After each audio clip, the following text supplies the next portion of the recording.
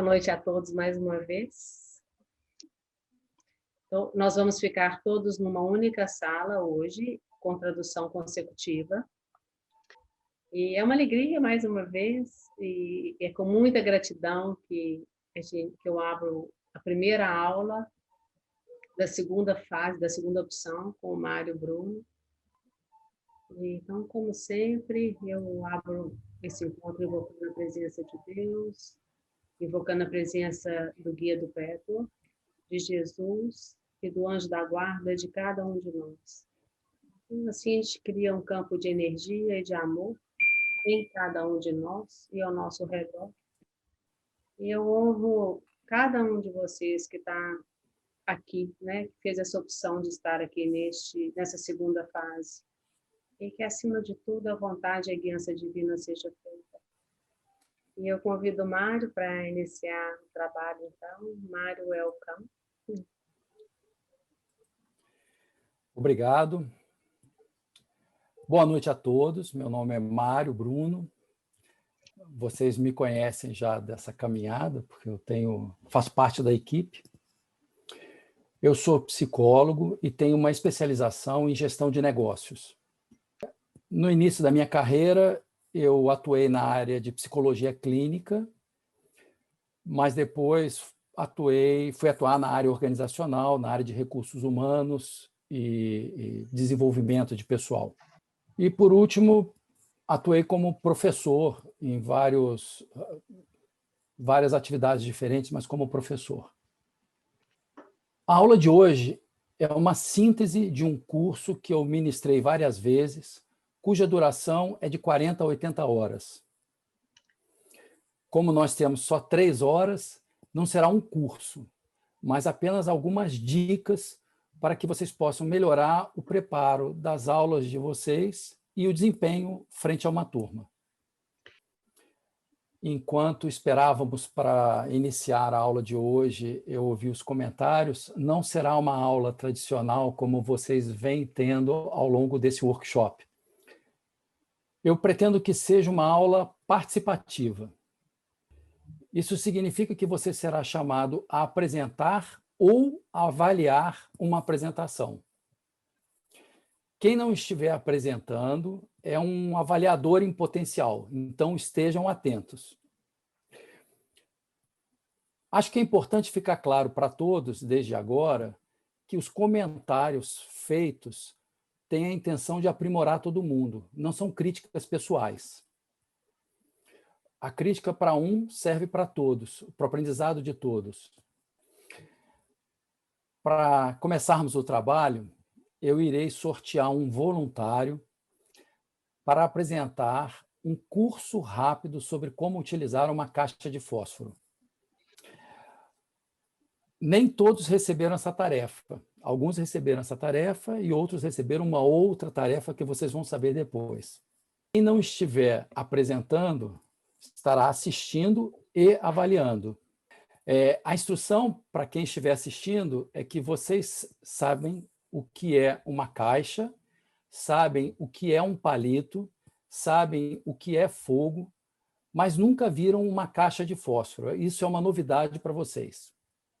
Enquanto o apresentador estiver ensinando vocês a utilizar a caixa de fósforo, vocês devem ter papel e caneta à mão para fazer suas anotações como avaliadores.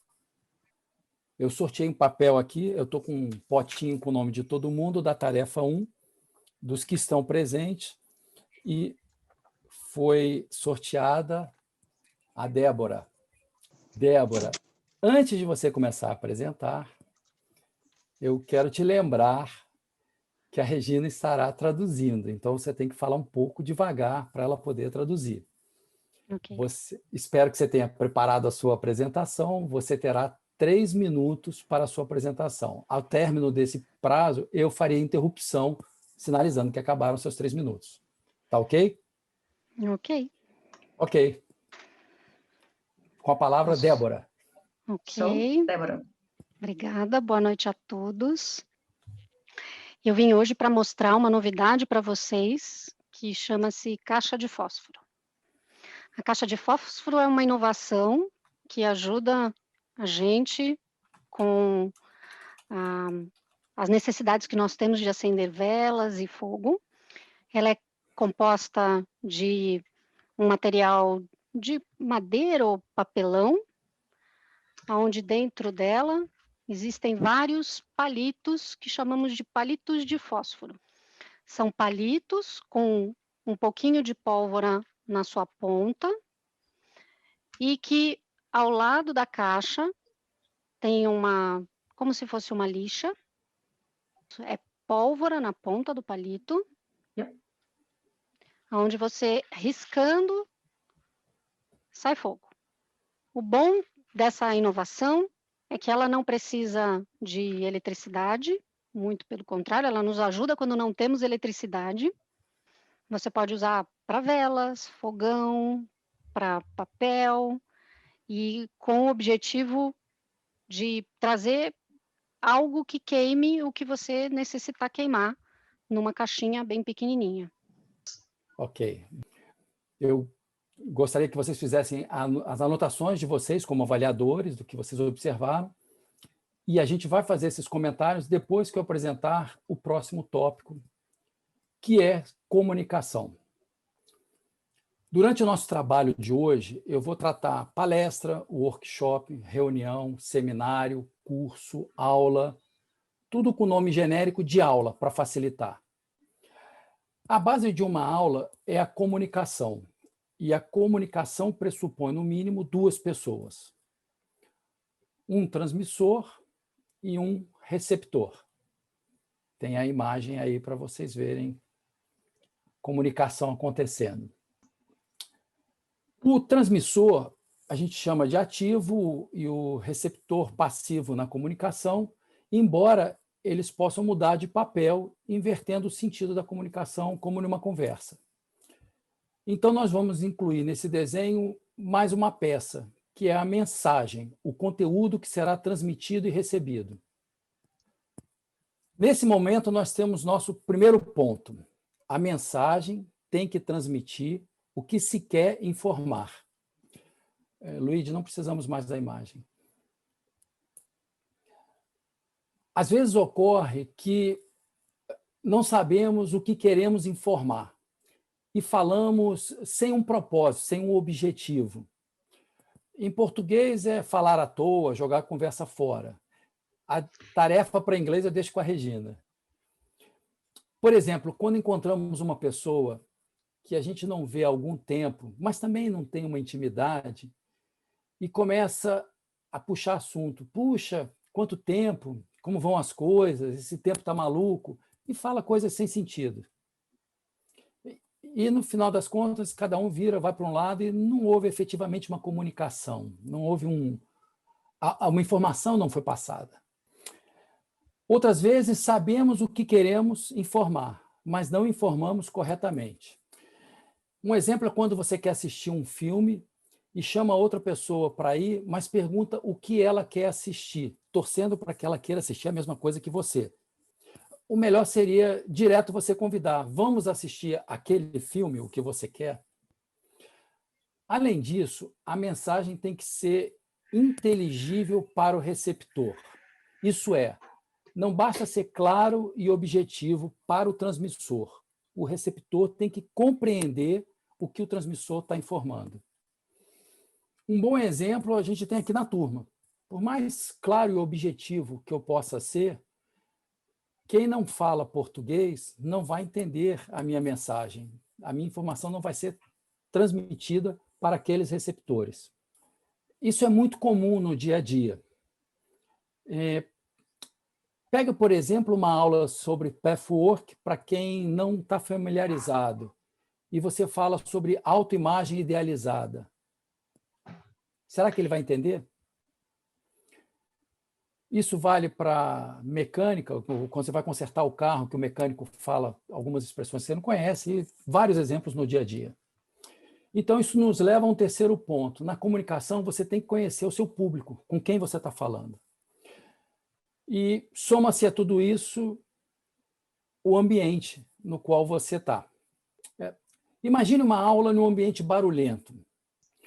Nos tempos atuais, é aquele barulho que aparece quando alguém não coloca no mudo seu microfone e você ouve cachorro latindo, buzina tocando, som de televisão ou mesmo alguém conversando ao telefone. Mas não é só a poluição sonora. Imagine uma aula com luzes piscando ou com um fundo que muda de cor. É comum hoje em dia esses fundos que vão mudando e você não consegue se concentrar na pessoa. Isso dispersa todo mundo. Ou então você ter uma aula debaixo de 40 graus. É lógico que existem muitos outros fatores, mas como eu falei no início, não é um curso profundo, são dicas, e eu vou ficar com 4 dicas. A primeira é que a mensagem tem que ser assertiva. Segundo, a mensagem tem que ser inteligível. Terceiro, você deve conhecer o seu receptor. E quarto, o ambiente deve estar sob controle. Agora eu vou falar também sobre outros 4 aspectos, mais ligados ao transmissor especificamente. O primeiro é a voz. Eu não falo do timbre, graves e agudos, porque cada um tem a sua voz naturalmente, nasceu com ela. Eu falo da entonação e da altura. Algumas pessoas falam muito baixo e o receptor tem que fazer um grande esforço para ouvir. E outros falam muito alto, acaba incomodando o receptor. Por outro lado, alguns falam com o mesmo tom o tempo inteiro. Chama-se monotonia. Essa é uma preocupação minha agora, porque como eu estou falando com uma tradução consecutiva, eu tendo a ser monótono. O outro fator tem a ver com o corpo. O nosso corpo fala. Mesmo nesses tempos de Zoom, de contato virtual, nós temos o nosso rosto aparecendo o tempo inteiro. A nossa expressão pode transmitir insegurança, medo, estar perdido, esqueci o que eu tinha que falar. Tudo isso é transmitido sem você falar nada, só pela expressão facial. É lógico que numa apresentação presencial, o teu corpo inteiro transmite isso. Quando cruza o braço, fecha a mão, balança as pernas, tudo isso vai demonstrar uma certa insegurança. Por outro lado, é lógico, se você tem boas expressões corporais e faciais, você irá transmitir segurança, domínio do assunto que você está falando e vai passar confiança para o seu receptor. Um terceiro fator é uma linguagem adequada. Não confundir linguagem adequada com mensagem inteligível, que foi falado anteriormente. A linguagem adequada ao momento e ao público significa que pode ser uma linguagem mais formal, mais séria, mais coloquial e até mesmo mais popular, dependendo da situação e do público. Então, é adequar a sua linguagem ao público e à situação que você está se apresentando. Porém, de um modo geral, não tem espaço, não há espaço para palavrões, gírias em excesso, grosserias e preconceitos. Isso nunca cai bem numa apresentação. E, por fim, nós temos os vícios de linguagem. Esse é um problema que, geralmente, quem fala não percebe. Acha que sabe um pouquinho, mas não percebe na totalidade. Quem nunca passou por uma situação de ouvir numa reunião, numa conversa, numa palestra, numa sala de aula, o condutor, o professor, ficar, então, tá. E aqueles vícios, a pessoa, às vezes, utiliza esse vício para ganhar um tempo, para lembrar do que quer falar, mas, com o passar do tempo, continua utilizando mesmo quando não precisa. Com isso, nós completamos 4 aspectos do transmissor. Observar a voz, que significa a entonação e o volume. Estar atento à expressão corporal, ao seu corpo. Utilizar a linguagem adequada ao público e ao contexto no qual você está se apresentando. E evitar os vícios de linguagem. Bom, com isso, agora nós podemos fazer a avaliação da Débora. Vocês terão 3 minutos para individualmente, portanto, vocês vão ficar no silencioso, mas vai continuar todo mundo na sala, para fazer essa avaliação da apresentação da Débora, e eu escolherei uma pessoa para apresentar a sua avaliação. Débora, pode ficar tranquila que eu não vou te chamar. Então, 3 minutos para vocês fazerem a avaliação. Acho que completamos 3 minutos, não? Deixa eu fazer um sorteio. Ala. That's me. Ok. Yes. Então, Ala fará uma avaliação e tem de 2 a 3 minutos. Alguém está querendo falar? Não. Então, terá de 2 a 3 minutos. Regina? So my sense of Deborah's presentation was that she was, I mean, I don't know about if that was the assertive part, but her message was clear to me. I know what she was presenting. A percepção que eu tenho da apresentação da Débora, para mim, foi clara e foi objetiva. Eu consegui entender o que ela estava apresentando. Ela apresentou claramente o que estava na mão dela, né? Eu gosto dessa participação visual que ela usou. E ela mostrou, então, como que funciona, né? Como que funciona o fósforo e como que funciona o material. Então, foi claro e compreensível para mim. Eu consegui ouvir bem a voz dela, para mim foi numa altura apropriada, foi certo. E com relação à linguagem corporal, eu gostei que a Débora chegou mais perto da câmera para demonstrar o que ela estava apresentando. Com relação à linguagem, para mim é um pouco mais delicado com relação à tradução, mas pelo que eu percebi e que eu escutei, ela usou a linguagem adequada, sim, para a apresentação. Ok, thank you, obrigado. Estamos no tempo. Yes, right on time.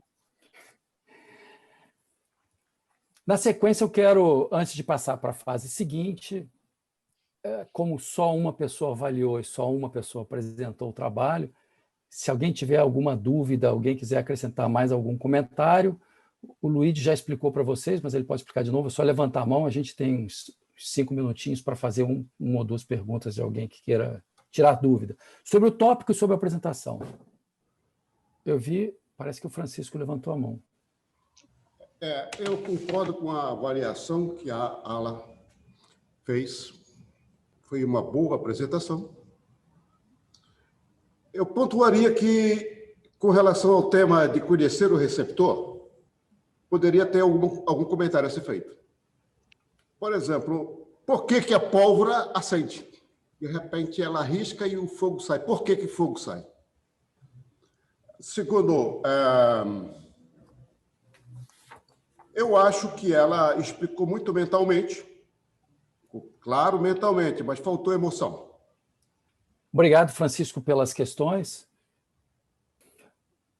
Primeiro, eu vou tocar mais à frente nesse aspecto, mas a respeito de objetivo. Quando você falou por que riscando a pólvora pega fogo, na verdade, isso tem a ver com o objetivo da apresentação que está sendo feita. Como o título era Como utilizar uma caixa de fósforo, o objetivo é ensinar a todos como utilizar a caixa de fósforo. Muitas vezes, queremos ser mais profundos nas nossas explicações e perdemos o foco ou objetivo daquilo que queremos informar. Nesse exemplo, que é um exemplo didático, as pessoas tiveram pouco tempo de se preparar, mas o objetivo era como utilizar a caixa de fósforo. Não era importante saber por que a pólvora pega fogo para usar a caixa de fósforo. Nesta situação. Se fosse uma situação... Mas a importância disso é perceber que a gente poderia ter entrado na explicação de por que a pólvora pega fogo e vocês saírem daqui sem saber como usar a caixa de fósforo, mas sabendo por que a pólvora pega fogo. Transferindo isso para a nossa realidade, para o nosso trabalho, aqui é só o exemplo, uma caixa de fósforo, mas muitas vezes a gente faz isso, a gente perde o foco e não transmite aquilo que deve ser transmitido. Para finalizar, quanto à expressão, ter mais expressões, ser mais empolgada, talvez, ao falar, De fato, eu brinquei com a Débora, ela me mandou uma mensagem, ela foi cobaia, porque ninguém foi preparado para isso.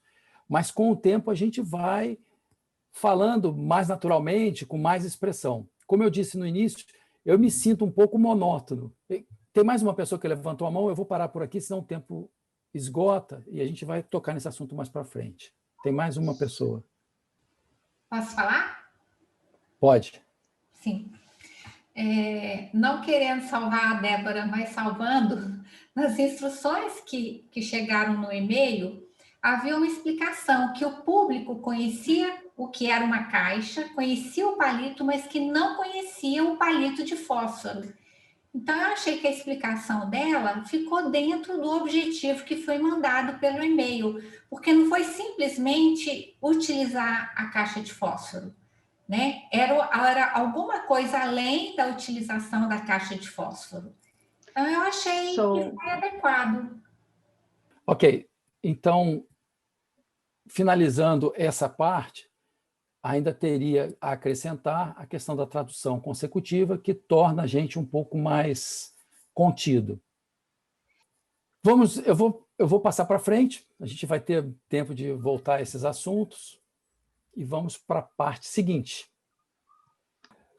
O segundo exercício que a outra parte da turma recebeu é um curso rápido sobre como realizar uma operação de subtração. Também foi dada a instrução de que a plateia está começando a aprender as operações matemáticas. Quem não estiver apresentando será aluno e avaliador ao mesmo tempo. No meu sorteio, foi escolhido para dar essa aula Duncan. Você está preparado, Duncan? Boa noite a todos. A primeira coisa que eu gostaria de saber, né, da minha audiência é: vocês já fizeram algum exercício de subtração antes? Eu me sinto na obrigação de explicar como é que é a regra. Sim, está todo mundo aprendendo, nós estamos aprendendo a fazer subtração. Já fizemos, mas estamos aprendendo, não dominamos. Então, hoje a gente vai subtrair um número pequeno de um número maior. Então, isso é muito útil no dia a dia, porque você vai saber, se você tirar um certo número de alguma coisa, de um grupo, quanto que vai sobrar para você. Então, muitas vezes, o número exato, ele é muito necessário. Então, a gente precisa de um formato correto para poder pegar e descobrir esse número preciso. Então, como é que a gente faz, de fato, de subtrair um número grande, mas menor do que um número maior? É claro que esse não é um número que a gente pode simplesmente olhar e fazer a conta de cabeça. Então, a gente vai precisar de uma técnica para poder fazer essa subtração. Então, num número como esse, a gente tem dígitos que correspondem a casas, né? De dezenas, centenas, e se for um número maior, inclusive, milhares. 1 minuto mais. Então, a gente encara um problema, essa questão de números grandes, como a gente já conhece fazendo as contas com números menores. Então, o que a gente vai fazer? A gente conhece, o 8 menos 9 é difícil, então a gente vai pegar 1 do 5, que vai virar 4, e vai passar para o lado de lá, que vai virar 18, 18 a gente consegue subtrair 9. Então, a gente tem um 4, a gente vai fazer o mesmo processo, emprestando do outro lado 1, vai ficar 14, aí a gente consegue fazer 14 menos 6, que vai dar 8. E o último é mais fácil, porque 6 menos 4 é fácil, que a gente já sabe que é 2. Então, a facilidade de fazer aqui é quando a gente sabe que pode pegar emprestado da coluna adjacente, o 1, e aí a gente transforma no número que a gente consegue fazer a subtração e chegamos no ponto que a gente precisava. Muito obrigado, Duncan. Parabéns pela apresentação. Nós temos que fazer uma pausa de 10 minutos agora para a nossa tradutora, para que a gente possa ir ao banheiro, beber uma água ou algo similar. Então, vamos marcar 10 minutos pontualmente para que a gente não extrapole o nosso tempo. Bom, na sequência, O próximo tema, o próximo tópico é aprendizagem cognitiva e comportamental. E, novamente, eu faço a ressalva. O tempo é curto e esses são apenas alguns aspectos. É um tema muito vasto. Estou brigando aqui com o microfone para ele não fazer barulho. Quando ensinamos a realizar uma tarefa, de um modo geral, estamos tratando de uma aprendizagem comportamental. Muitas vezes nós associamos algo comportamental a algo físico, uma tarefa comportamental como algo físico, como varrer uma casa, pintar uma parede, desfilar ou algo assim.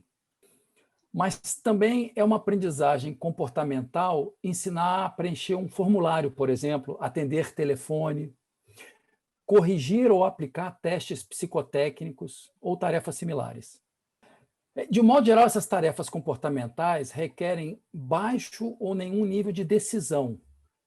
Apenas escolher entre algumas opções. Não há espaço para criatividade. Quando eu falo criatividade, são insights, reflexões ou produzir algo diferente por conta própria. Vai chocar um pouco o que eu vou falar agora, mas é como se fosse uma espécie de adestramento. Por outro lado, a aprendizagem cognitiva ela envolve um processo de desenvolver um raciocínio. É necessário compreender um conceito e, a partir dele, criar ou evoluir para diferentes direções.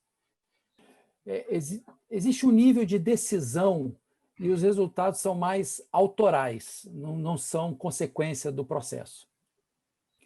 Eu escolhi o exercício anterior, que o Duncan apresentou para a gente, ensinar uma subtração, porque pode-se fazê-lo por um processo mecânico, portanto comportamental, ou por um processo cognitivo. Ensinar uma subtração num processo comportamental, mecânico, você apenas ensina que você pede um emprestado e coloca junto ao outro, sem explicar o porquê. E isso é mais comum do que a gente pensa no dia a dia. As pessoas tendem a adestrar os outros e não ensinar aos outros. Já em um processo cognitivo de ensinar subtração, que é mais similar ao que o Duncan apresentou, você explica o porquê.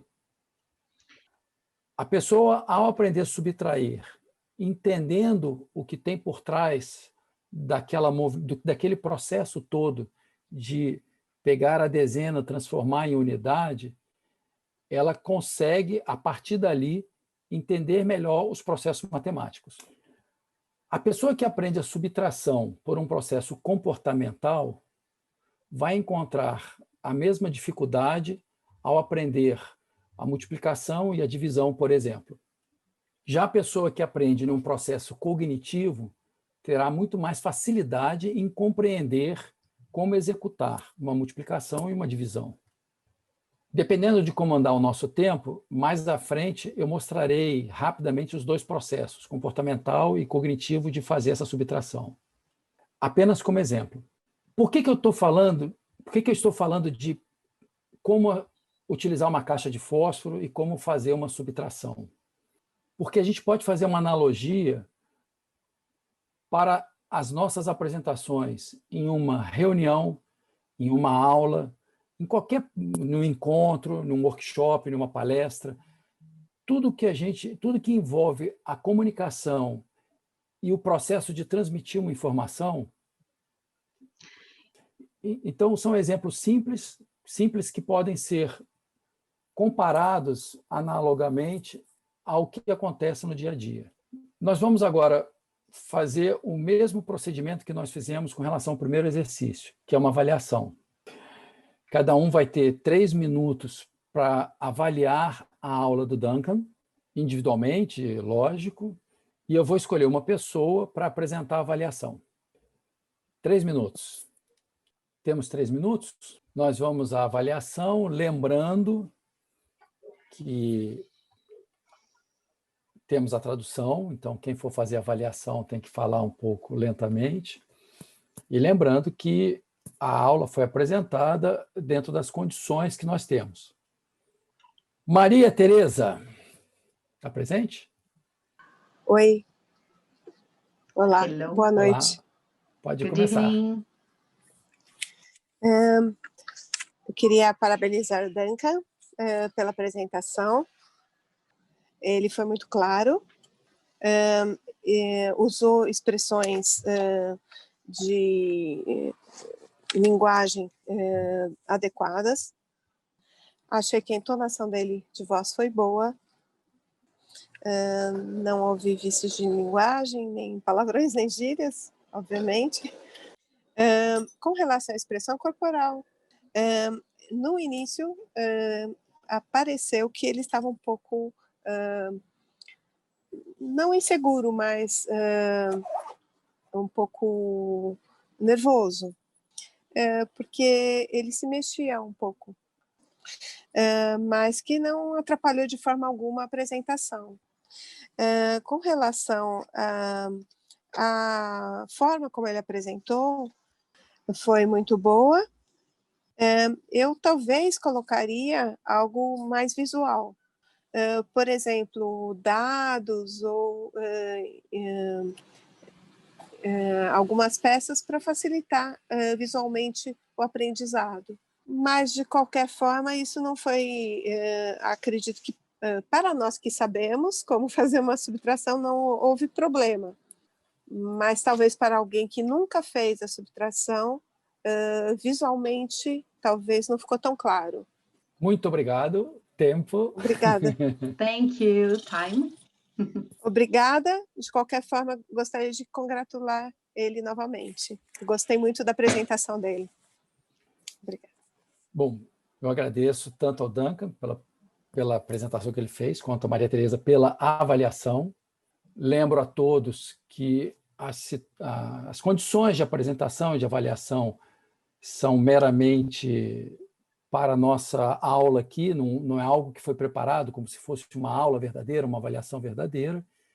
Serve mais para que a gente possa refletir e, para alguns, lembrar disso, porque muitos já sabem, mas lembrar disso na hora do seu trabalho, seja com aula, com reunião, o que for. Bom, a gente já falou sobre comunicação e tipos de aprendizagem. Eu acredito que na vida tudo requer planejamento, embora nem sempre seja possível. Mas sempre que possível, é bom praticá-lo. No caso de aulas, reuniões e tudo que eu já falei, planejar é praticamente um sinônimo de elaboração de aula. O processo de elaboração de aula é uma complementação ao conhecimento do tema, o conhecimento que o instrutor tem do tema. O planejamento somado ao conhecimento é o que vai dar segurança para a apresentação, para o apresentador. É muito comum uma pessoa que domina um assunto, sabe muito sobre o assunto, no momento da sua exposição, da sua apresentação, acaba falando rápido no final. Exatamente. Não calcula bem o tempo e chega no final e tem que falar rapidamente para conseguir concluir dentro do tempo, ou aqueles que demoram o dobro do tempo.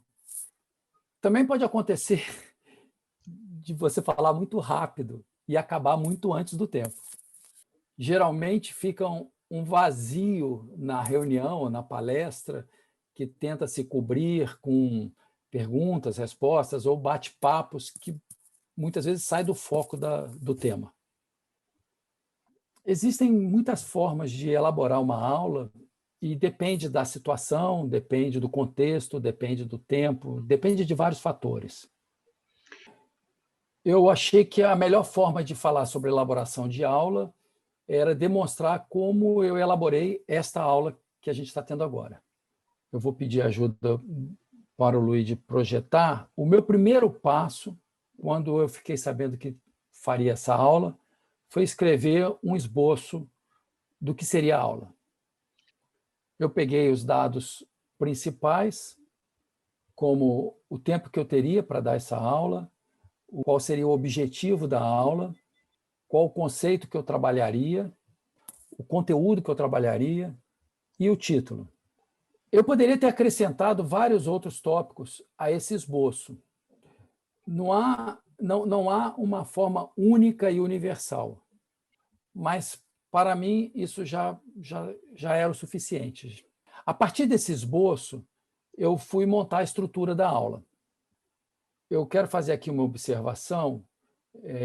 O texto não está todo traduzido por inglês, eu me desculpo com os falantes da língua inglesa, mas é porque, na verdade, só os tópicos são importantes, não os conteúdos em si. Eu peço que o Luigi passe para a estrutura da aula.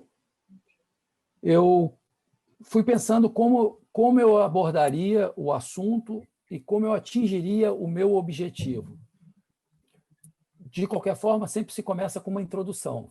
No meu caso, curta, porque todos já se conhecem. E como eu optei por uma aula mais participativa, decidi iniciar com exercício e ter vários exercícios durante a aula. E o modelo que eu adotei foi um exercício, um conteúdo, avaliação e comentário. É o BCD, depois o EFG. E depois eu inseri mais conteúdo e mais exercício, não na mesma ordem, mas basicamente foi a estrutura que eu imaginei para a aula. Montada a estrutura, eu fui para o cronograma para ver se cabia dentro do meu horário. Então, eu peguei cada um daqueles conteúdos, analisei e defini a duração de cada um e fui somando o total de tempo para ver se estaria dentro da minha programação. Apresentando assim parece fácil, mas não é. Isso é como se fosse montar um quebra-cabeça. Quando você vai à última etapa, aqui que a gente apresentou, que é o cronograma, descobre que o tempo extrapolou. E aí a gente tem que voltar para rever os conteúdos e as atividades que nós definimos. E algumas vezes a gente tem que reavaliar os objetivos lá do esboço. Isso está um pouco relacionado com a questão que a gente discutiu relativa à pergunta do Francisco no início. Quais são os meus objetivos? Onde eu quero chegar? Manter o foco da sua proposta.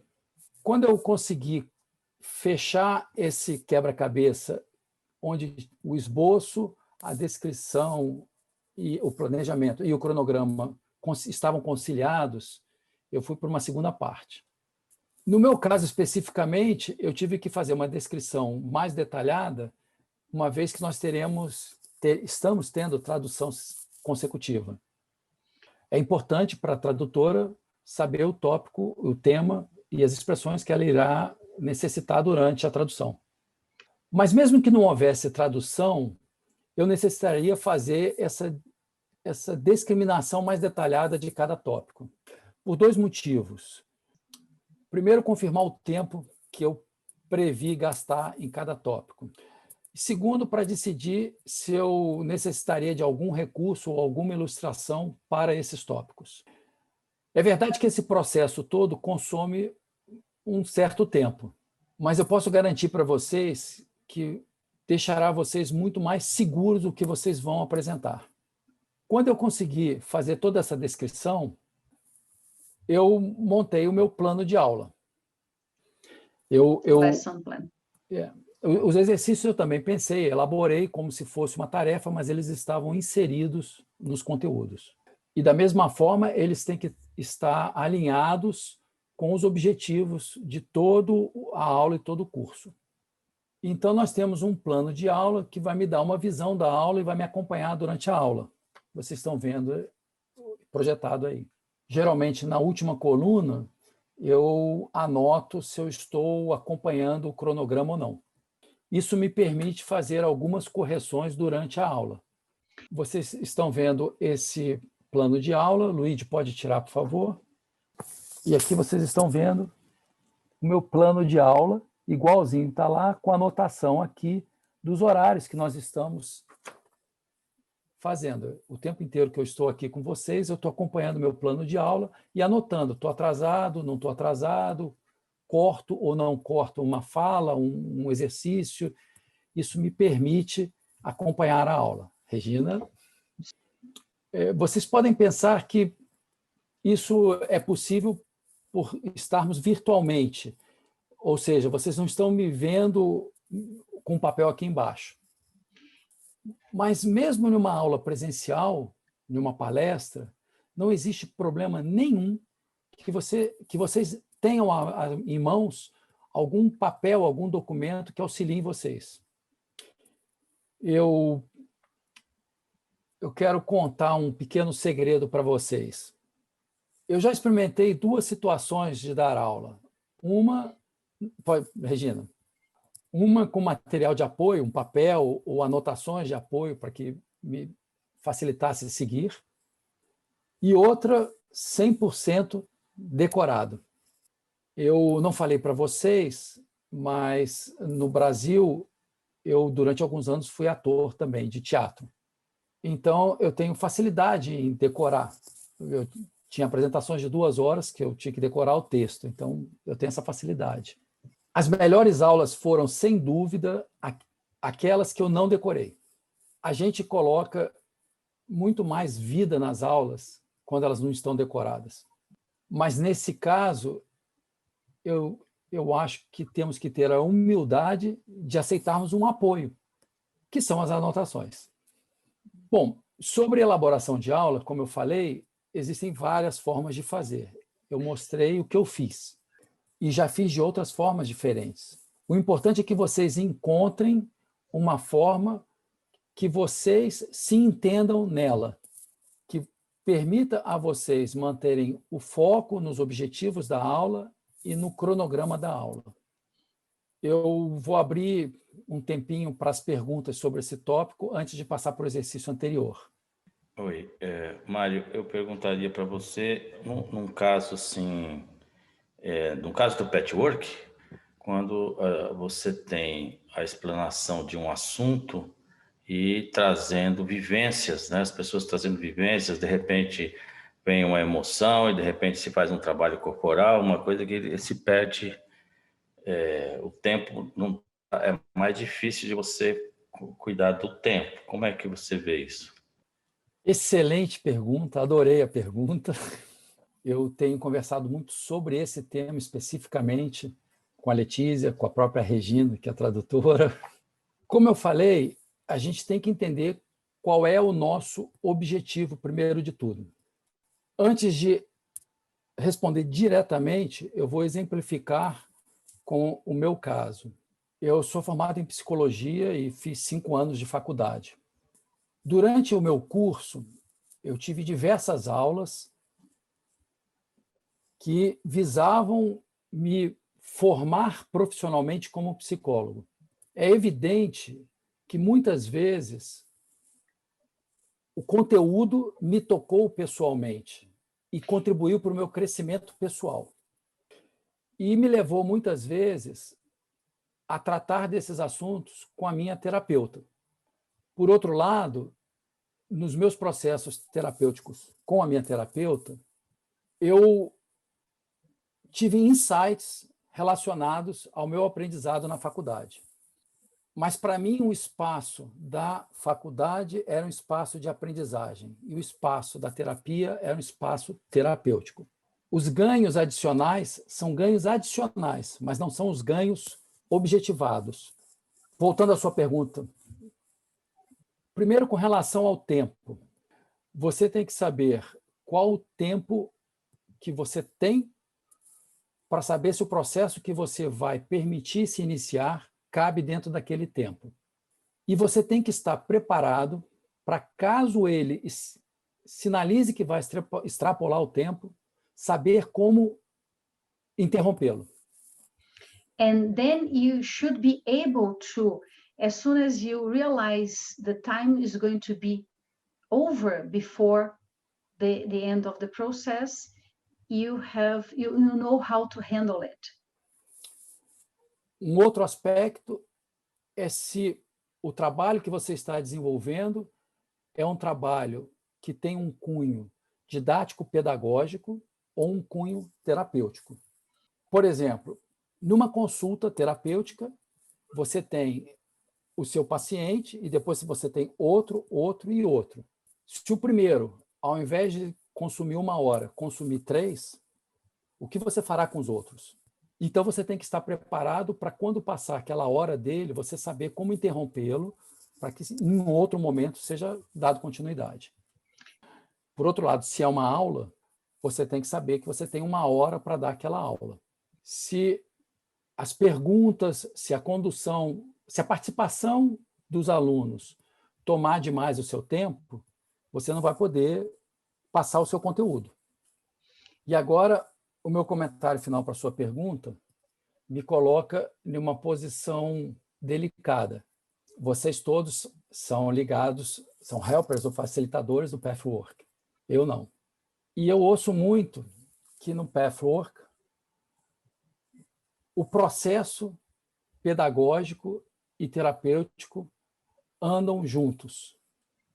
Eu estimulo uma boa reflexão sobre isso. Se num grupo de formação do Pathwork, o objetivo principal é pedagógico, didático, ou é terapêutico?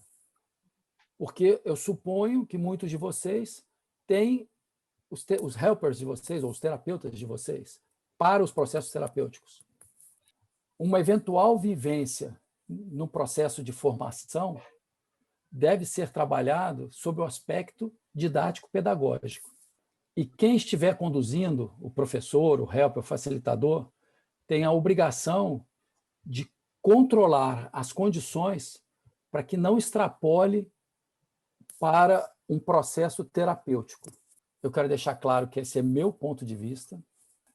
Eu me disponibilizo, assim que acabar essa aula, de continuar, para quem quiser ficar, para aprofundar esse tema, discutir esse tema. Bom, nós temos... Obrigado, Olavo, pela pergunta mais uma vez. Eu acho que tem mais uma pessoa que queria fazer uma pergunta. Luíde, eu não consigo ver quem é. É a Miriam Isabel. Ok. Tudo bem? Tudo bom? Eu não tenho exatamente uma pergunta, mas eu ia falar exatamente do que você já vinha falando, né? Eu vou te ouvindo e vou vendo o seu material e vou sentindo um profundo conhecimento, ensinamento, um controle, uma coisa bem estabelecida, bem clara, de quem realmente lida com aulas, com grupos, com pessoas diferentes, uma situação bem interessante para que haja uma organização, para que não se tumultue, para que as pessoas ganhem um resultado no final do dia, no final do projeto. Então, eu só fiquei sentindo falta mesmo disso, que é um aspecto muito, acho que importante, de crivo claro do Pathwork, que tem a ver com você desenvolver o ego mesmo, você desenvolver a habilidade, você aprender as coisas para poder transcendê-lo e se entregar em muitos movimentos da vida. Acho que o grande aprendizado é a gente aprender mesmo essa base que você está dando, muito bem, diga-se de passagem, mas eu realmente sou muito do PET. Eu dei aula há muitos anos, tenho grupo há 27. Não existe, na minha experiência, extrapolar do pedagógico para o terapêutico. Quando a experiência se dá na pessoa, a chance dela aprender o que é aquilo é bastante grande. E é isso que a gente faz. Às vezes, a gente consegue dar a aula que a gente quer, né? E às vezes a gente toma a aula que o experimento oferece para a gente. Mas eu quero reforçar que para mim está maravilhoso. Miriam, eu agradeço o seu comentário e como eu falei, eu acho que é um assunto profundo, a gente pode continuar ao término do nosso tempo, quem quiser e quem tiver disponibilidade, mas eu te diria, concordando com o que você está falando, na direção do que você está falando, Regina, desculpa, eu, durante alguns anos, dei aula em Brasília, na Escola Nacional de Administração Pública e na Escola Superior de Administração Fazendária, e eu posso te dizer que, por mais que o conteúdo fosse mesmo, por mais que o plano de aula fosse mesmo, cada turma é uma turma, e a aula em si apresenta surpresas para a gente. Mas por outro lado, eu sempre tive em mente a minha responsabilidade de, ao término daquela turma, um determinado conteúdo, uma determinada informação, seja cognitiva, seja comportamental, tivesse sido acrescido àquele grupo. Então, nesse sentido que eu falo da diferença pedagógica e terapêutica, porque como terapeuta, uma vez que sou psicólogo, a gente sabe que no consultório você não tem um caminho a seguir e um caminho a chegar. O caminhar não é nosso, é do paciente. Mas numa classe é um pouco diferente. Foi nesse sentido que eu fiz a distinção. Eu vou, como eu falei, no final a gente retoma, mas eu agradeço as perguntas, porque elas servem para que eu possa falar um pouco mais. Mas eu vou passar agora para o exercício 3. O próximo exercício vai ser um pouco diferente dos dois anteriores. Nós vamos dividir a turma. Nós somos quanto? 19 menos 4, 15. Nós vamos dividir a turma em 3 ou 4 grupos. Luíde, eu preciso da sua ajuda, já que você está controlando. E cada grupo, enquanto você vai vendo quantos vão ficar em cada grupo vai ser responsável por elaborar uma rápida aula e cada grupo vai ser responsável por elaborar uma aula sobre um tema que vocês decidirem agora. Então, vocês terão 10 minutos para discutir entre vocês qual é o tema. Eu já estou dando tempo, porque a apresentação de vocês vai durar de 2 a 3 minutos, então eu já estou dando tempo de vocês. Qual é o tema, como vocês vão apresentar? Vocês vão elaborar um plano de aula. Eu dou como sugestão que vocês definam uma pessoa para apresentar a aula. Quem vai apresentar o trabalho que vocês fizeram de elaboração, de cronograma e tudo mais. E essa pessoa pode ser a mesma, não é problema do grupo. Dúvidas sobre o exercício? Uma pergunta. No caso, nós vamos apresentar a aula nesses 3 minutos ou nesses 3 minutos é para apresentar o plano de aula? Eu vou fazer o seguinte, eu vou dar 3 minutos para a apresentação da aula e 1 minuto para a apresentação de plano de aula, cronograma ou o que vocês tiverem elaborado. O Luiz já me informou que serão 4 grupos. São 3 com 4 participantes e 1 com 3. Podemos transferir vocês para o grupo de vocês? Uma pergunta, o pessoal que fala inglês vai estar misturado? Como é que vai ser? Não, foi feito um grupo só de quem fala inglês. Eu não faria essa maldade assim, né? Mário, eu fiquei numa dúvida, Patrícia, aqui. O tema, a gente vai escolher qualquer tema, seria temas do Petro, qualquer coisa. Qualquer coisa, como apontar um lápis com faca, o que vocês quiserem. Para mim, como colocar filme na máquina de filme que tinha aquele rolinho. Tudo, desde que vocês tenham uma para mostrar aí, não tem problema. Bom, eu sei que o tempo é curto e que é um exercício só pro forma. Ninguém espera a perfeição de ninguém em tão pouco tempo e sem saber o tema, e todo mundo despreparado para isso. Luíde, o primeiro grupo é composto por quem? Aline, Débora, Maria José e Olava. Esse grupo tem um relator, um representante? Vai ser eu. Então, temos... Aline. Aline, nós temos 3 minutos para a apresentação da aula e 1 minuto para a apresentação do trabalho que vocês desenvolveram. Vocês querem começar por onde? Eu vou apresentar a aula e depois algum colega vai fazer metodologia. A palavra é sua. Olá, boa noite. Hoje eu convido vocês a gente aprender a fazer um prato delicioso, um prato brasileiro, chamado brigadeiro. Nós vamos precisar de somente 3 ingredientes. Manteiga, leite condensado e achocolatado. Você vai colocar uma panela no fogo e colocar 2 colheres de manteiga e deixar a manteiga derreter. Logo após, coloque o leite condensado e coloque de 3 a 4 colheres de sopa cheias de chocolate. E você vai misturando, não pode parar de misturar. Mistura, vai misturando, ele vai começar a borbulhar. Em algum momento, o brigadeiro vai soltando do fundo da panela. Nesse momento, está pronto.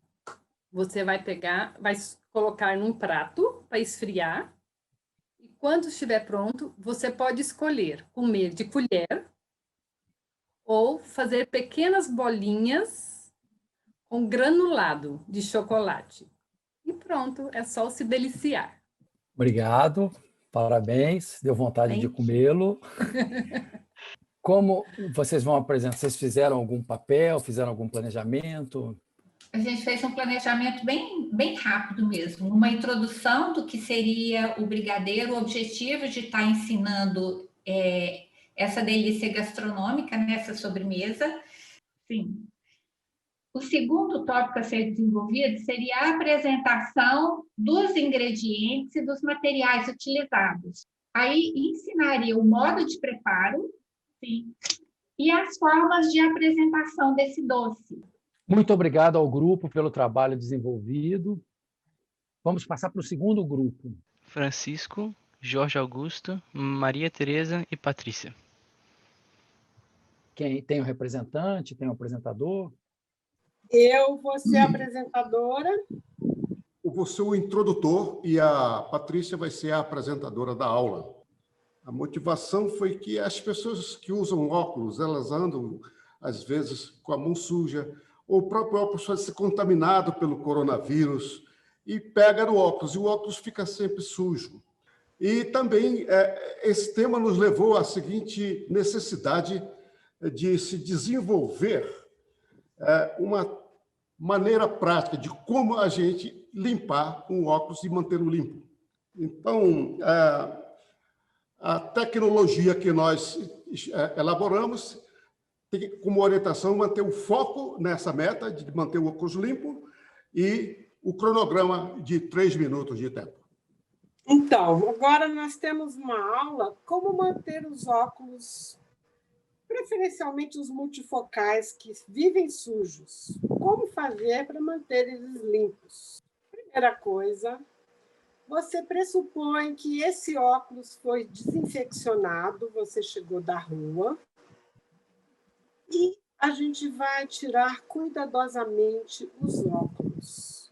Para isso, vamos abrir cuidadosamente a caixinha.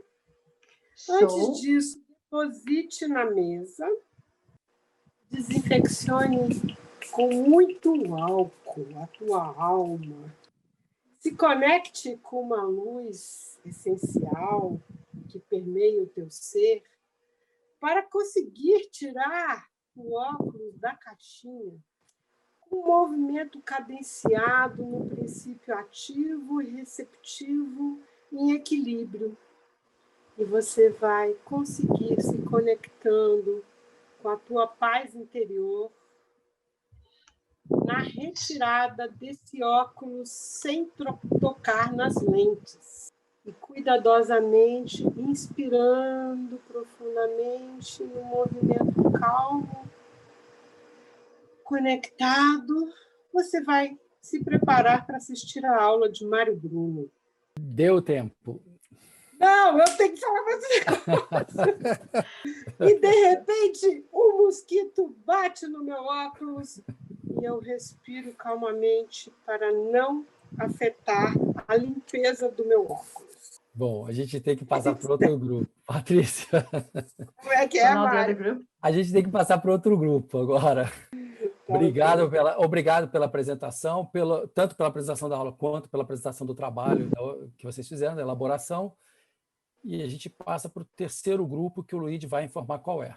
Miriam Isabel, Tusnelda e Viviane. Tem representante, apresentador? Como é que vocês se distribuíram? O apresentador vai ser a Viviane Pó. E, Tusnelda, dá uma olhadinha no seu chat, por favor. Aí. Então, tem a palavra. Já? Ok. Pode. Bom, nós vamos apresentar aqui um instrumento que é uma grande novidade, que vai facilitar muito a nossa vida nesse mundo sem papel que a gente imprime tudo. Yes. Aí, nós aqui já recebemos vários informativos da Bafir e quem nunca, né, recebeu, pôs para imprimir e os papéis não tinham o aparato e caiu no chão. Então, você junta tudo, né, e aí vocês vejam comigo qual é o instrumento assim, revolucionário para organizar a nossa vida e juntar todos esses informativos, colocar em pastas em ordem cronológica ou qualquer ordem que vocês queiram. Tcharam, apresento a vocês o grampeador. Grampeador, que ele tem grampos de metal. Coloque os grampos nessa caixa, little box, this mini grampeador. Sente a pressão do grampeador. Ele tem uma mola. Junte as folhas. Pode grampear aqui, ou aqui, ou aqui. Ok. E coloque na posição que você acha melhor e pressione de uma vez só. Um grampo. Chega de papéis fora de ordem que a gente não consegue organizar. Agora nós temos o tempo. Tempo! Vocês chegaram a fazer só uma elaboração, alguma coisa assim? Além da apresentação, vocês chegaram a fazer, que nem os outros grupos fizeram, o tema, o tempo, alguma coisa assim? Sim, a ideia foi tornar interessante, né, que as pessoas tivessem curiosidade do que seria apresentado, que ficassem curiosas para saber, né, tornar interessante, falar das outras maneiras que a gente tem de juntar papéis, né, como a cola, como, no caso, seria a cola, né, para juntar papéis seria outra opção. E apresentar essa nova tecnologia que foi o grampeador, não é? E mostrar como se faz fisicamente. Obrigado, então. Thank you. Pelo grupo, pela apresentação. Agora me parece que é o último grupo, não é isso? Luigi? Now it's Ala, Rita, Duncan and Jody. Tem algum representante? O Duncan vai fazer a introdução. Ok. Então, a gente preparou uma aula em como usar fone de ouvido, os fones, né? Como que eles se conectam com vários tipos de vários objetos, né? E apresentar várias formas de headphones que a gente tem, com fio ou sem fio. E também perguntar por que a gente usaria os headphones e quais os benefícios de usar o headphone. Então, nosso objetivo é apresentar por que usar headphones e para que eles são úteis. E o título é o headphone. Esse é um headphone. E esse headphone tem um fio. Então, ao invés de ficar conversando no telefone desse jeito, você pode pegar esse headphone e esse fio, plugar no seu fone, colocar o fone aonde você quiser, numa superfície, colocar os headphones, você pode falar, você pode usar suas mãos, escrever, né, anotar coisas, pode beber alguma coisa, as mãos estão livres. Ou então está no caminho, né, se atrapalha dessa forma, eu não quero esse fio, não. E aí você tem o sem fio. Coloca dessa forma, aperta o fone, né, para poder conectar com o wireless, sem fio, nem telefone, e as mãos livres. Muito obrigado. Parabéns para o grupo. Bom, nós tivemos 4 apresentações bastante diferentes. Cada um explorou temas também bastante diferentes. E apesar do tempo curto, a gente pôde observar que é possível utilizar a elaboração de aula e montar uma aula estruturada.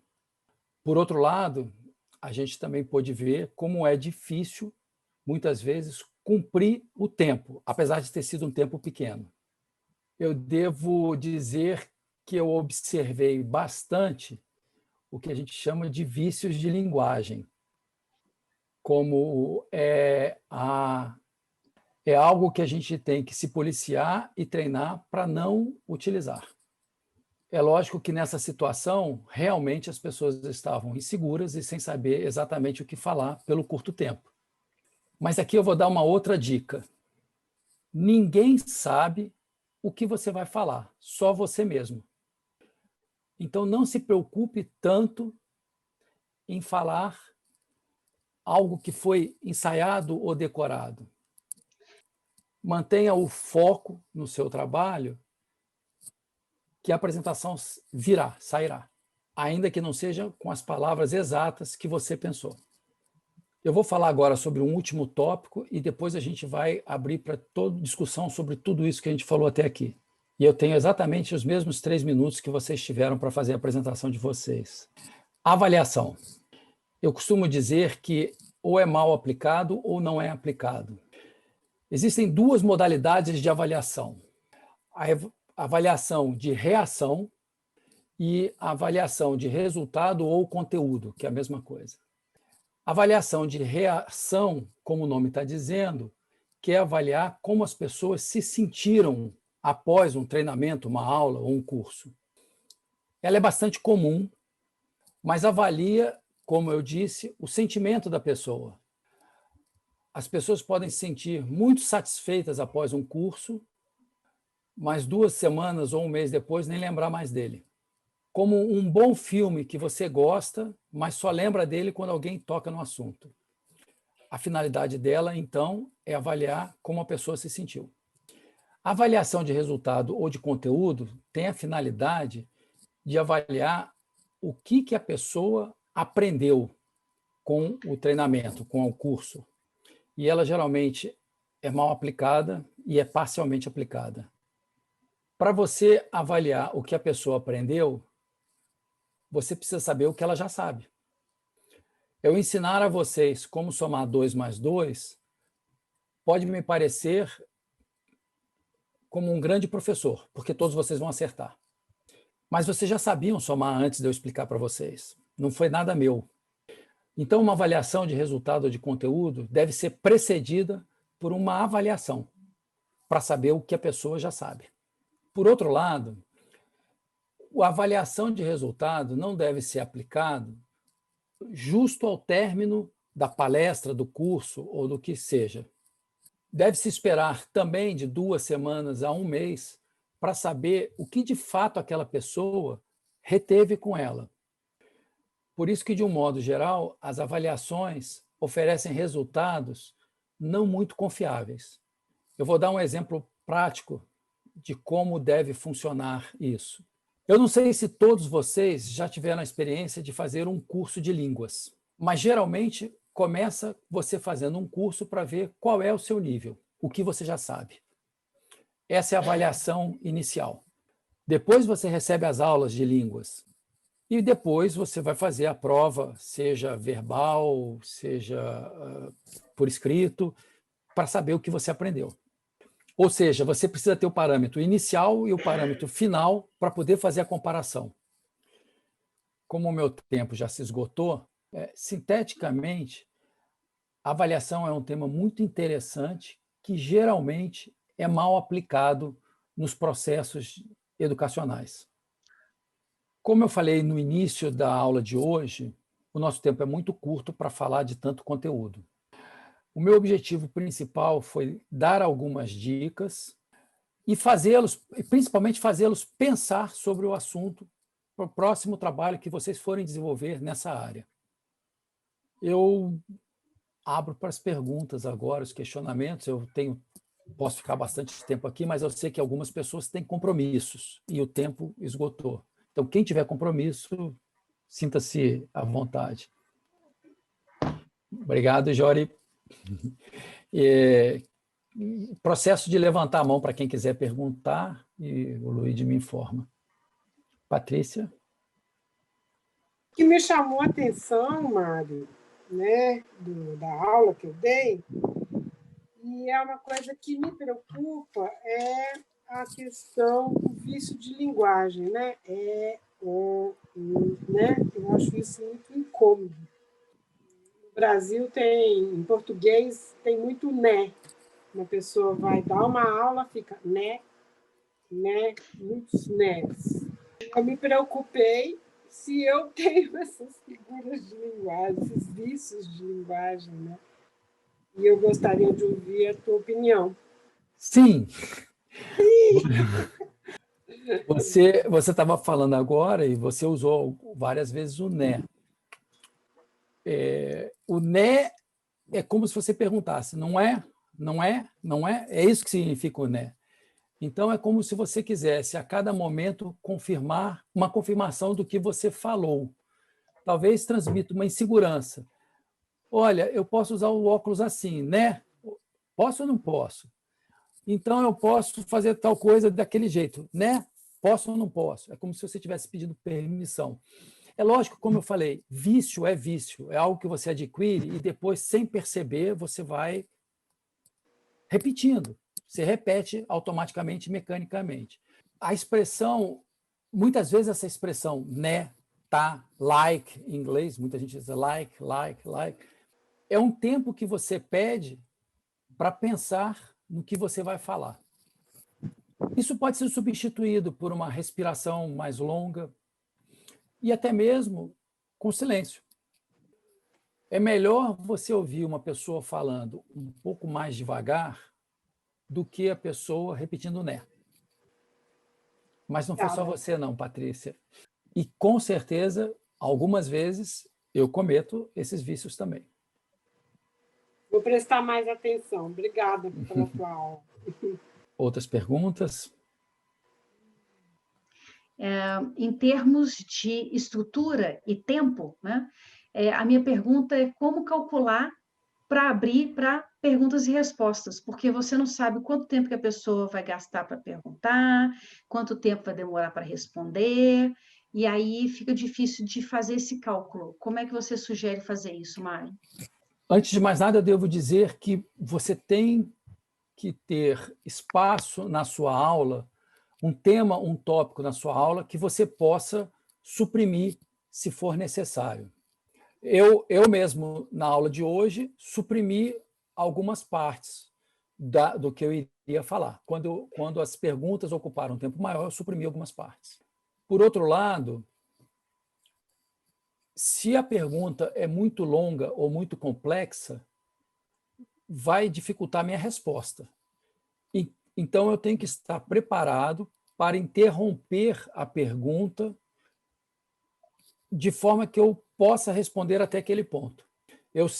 Se eu sei que eu tenho 10 minutos para perguntas e respostas, eu tenho que imaginar que isso permite 2 ou 3 perguntas e respostas.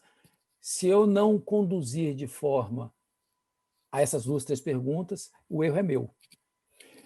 No meu caso, hoje, eu optei por estender as respostas e permitir um pouco mais de perguntas. Por isso, eu suprimi uma parte. Foi uma opção minha. Mas, sem dúvida, a responsabilidade é do condutor, é do professor. Eu queria saber se você tem algum input, alguma sugestão em relação a ensinar presencialmente versus ensinar através do Zoom, porque eu achei bastante desafiador falar para uma câmera. Eu venho dando aula, inclusive, de matemática pelo Zoom. É desafiador, mas, como tudo na vida, você aprende e se habitua.